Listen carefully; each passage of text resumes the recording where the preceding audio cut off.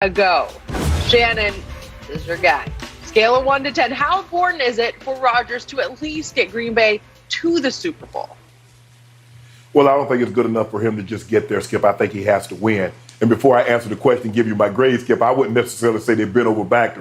They did draft a quarterback. They moved up to select a quarterback. I don't know if that's necessarily bending over backwards to accommodate Aaron Rodgers. I can assure you he would have preferred if they moved up and took another position player or a offensive lineman or some other player other than quarterback. With that being said, Skip, I'm going to say it's an 8.5. And I think there's always pressure when you're dealing with a quarterback of Aaron Rodgers' caliber, because for me, that's the expectations when you're that great. Skip, I'm not so sure he's not a top 5 quarterback already, but I can assure you this: if he were to win another Super Bowl, it's hard to keep him out of the top 5. I don't believe with another Super Bowl he vaults in front of Tom. Maybe he doesn't vault in front of Peyton or Joe Montana, but I don't see how you keep him out of the top 5.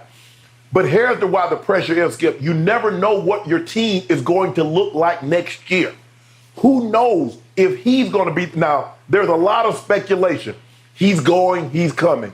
Devontae Adams put off his contract negotiations until he was certain of the status of what Aaron Rodgers was going to do. So who knows?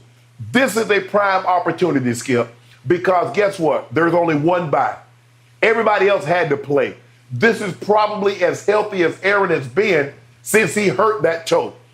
You're probably going to get Jair Alexander back. You get David Bakhtiari, who missed last playoff, Skip, because he hurt his knee the last game of the regular season. So you get him back. So you get some guys that maybe were a little nicked up, and you give them an extra week to recover. I just think that Aaron Rodgers' flaws or his failures in the playoffs have been over-exaggerated. You do realize, Skip, he has a higher passer rating in the playoffs than Tom Brady. Now, I don't understand how people expect him to, and his 3 losses. I'm just looking at the 3 losses against the 49ers. His defense gave up 323 yards rushing. They lost 45-31. His defense gave up 285 yards rushing. They lost 37-20. His defense gave up 167 yards rushing. They lost 23-20. Skip, in 5 of his 9 losses, the defense has given up at least 37 points. You remember what Tom Brady's defense gave up when they gave up, 41 points in the Super Bowl? They lost. So it's hard to overcome, even though you're a historically great quarterback. It's hard to overcome if you're deep. This is why it's the ultimate team game, Skip. And before I turn it over to you, if Tom Brady is on the New England Patriots and that defense allows Josh Allen to go 7 straight possessions without a kneel down, without a field goal attempt and a punt, Tom Brady's not overcoming that. He's not. So for me, the pressure is on Aaron for the simple fact, Skip, you don't know what lies down the road. You don't know if you'll be as healthy or the team will be as assembled as it is currently.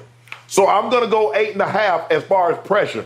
Now, if this was a Ben Roethlisberger situation, Skip, where you know what, Skip, it's over for him after this game, I would say the pressure is a 10. I believe Aaron Rodgers has 2 to 3 more years of great football in him, so he could easily get back. But it's not necessarily true that he will be in as good a situation as he's currently in.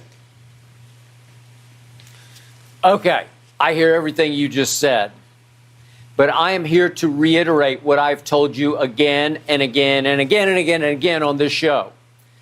Aaron Rodgers' postseasons have never remotely lived up to his regular season greatness. And he has been, to your point, all-time transcendent in regular seasons. And he's about to win, what are we up to? His 4th MVP as we speak. 4th MVP. Now, right. The story that I am responding to was written by Tom Silverstein, who has covered the Packers for years and has deep, great insight into this team. And I recommend the piece that I saw in, I guess it was in USA Today, but it first appeared in the Milwaukee Journal Sentinel. And okay, it is scathing in some ways, but it is mostly revealing about what Aaron hasn't done actually compared to Brady in the postseasons. So his point is that since the Jordan Love debacle that sent Aaron over the edge and almost out the door, they have bent way over backward to provide him with everything he wanted or needed to have the best team. And obviously they are now the number 1 seed. And Tom's point in the piece is that his roster right now, the firepower around him, is better than it's been the last 2 playoff runs with Matt LaFleur as the head coach. And again, that Devondre Campbell that they signed has been, all he did was make all-pro at linebacker. And then obviously Rasul Douglas and Eric Stokes at corner. And that new right tackle they have, Dennis Kelly. And obviously when Aaron wanted Randall Cobb, they went and got him back, Randall Cobb. Okay, so we get all that. But now we get to what's been going on in the postseason. Well, as Jenny pointed out, last 4 NFC Championship games dating back to 2011, he's 0-4. He lost to Brady last year on the frozen tundra in his first ever home NFC Championship game. So now he's 1-4 overall in NFC Championship games. And the one that he won was at Soldier Field when Jay Cutler wound up having to ride the bicycle during the second half with a sprained knee. And it was the immortal Caleb Haney was the opposing quarterback. And Aaron barely got that game home.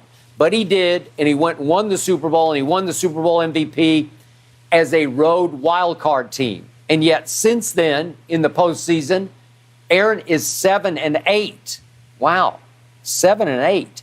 And if you look at his performances in those NFC Championship games, he's thrown 9 touchdowns to 8 interceptions. Wow. And yet, you look at Brady's Super Bowl performances in 10 Super Bowls, Brady's thrown 21 touchdown passes to only 6 interceptions. And then we look at, you talk about quarterback rating, which we don't use that much on this show, but Aaron ranks first all time in regular season passer rating. And he's 6th in all time postseason passer rating. Well, it doesn't measure up. Like he went from 1st to 16th. Okay, but it's still, you're not being transcendent in the postseason. And then, as Tom Silverstein also points out, that in 17 games, that Aaron has just 1 game-winning drive, while Brady has 14 postseason game-winning drives in 46 postseason games. But the only game-winning drive that Aaron had was courtesy of Mason Crossbar against my Cowboys at Jerry World, thanks to 2 intergalactic hand of God field goals, the 2 most bizarre field goals I have ever witnessed, one of which was a dying quail that hung on to the right and barely went over the crossbar. The other one, which he somehow duck hooked to the left indoors, and it blew back inside the left upright. I've never seen anything like it. But that's what it took to get Aaron his only game-winning drive in 17 playoff games. The numbers scream at you, no, no, no, no, no, which is why my answer to Jenny's question is that the pressure on him after the organization did everything in its power to make him happy would be a 10. And my final point, and I'll hand it back to you, is that Tom Silverstein points out that the organization even went along with his deception about being vaccinated, that they protected him and probably would have continued to if he hadn't tested positive for COVID.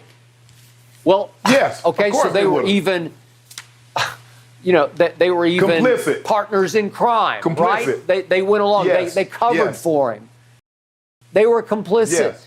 And so I don't know what more they could do to set him up for success than they've done so far this year. So with potentially 2 home playoff games to get to the Super Bowl for the first time in 11 years, you better.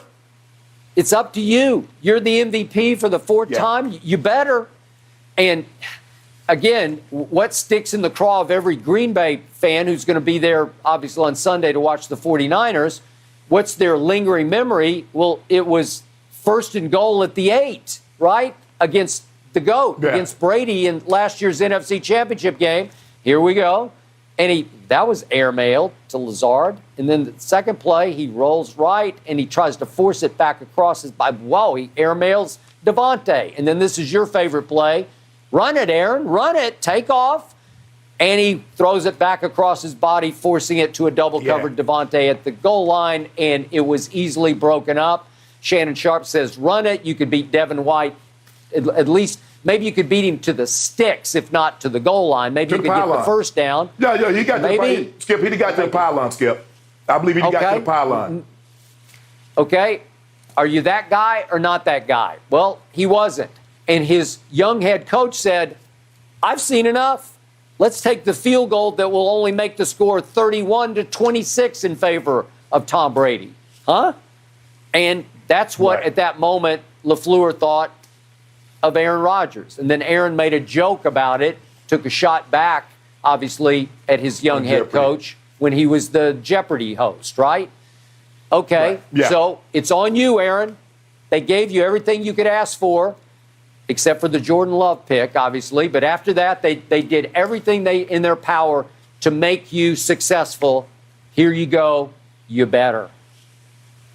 Skip, you remember he was a blown assignment away from getting to the Super Bowl against the Seattle Seahawks.